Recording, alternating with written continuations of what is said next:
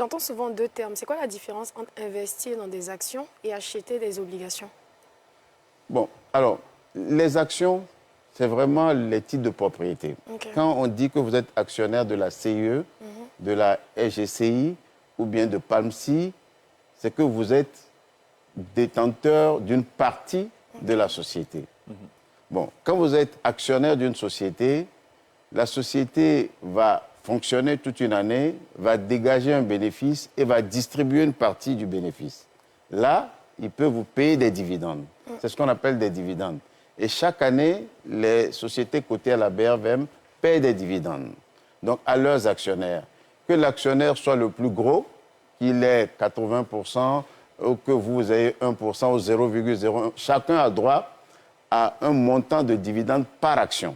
Proportionnel. Proportionnel. À ce qu'il est investi. Et ce n'est pas parce que vous êtes petit actionnaire que vous allez avoir moins comparé aux plus gros actionnaires. Chacun a un montant par action.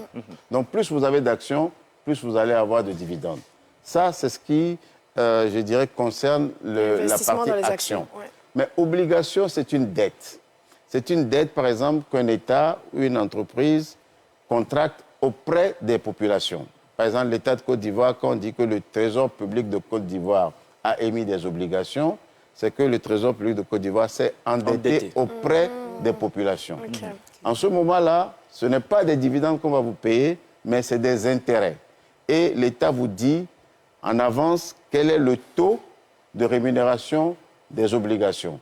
Et donc, périodiquement, que ce soit semestriellement ou annuellement, on va vous payer un coupon qui est, je dirais, la rémunération de votre placement dans les obligations. Okay. Voilà qui est clair.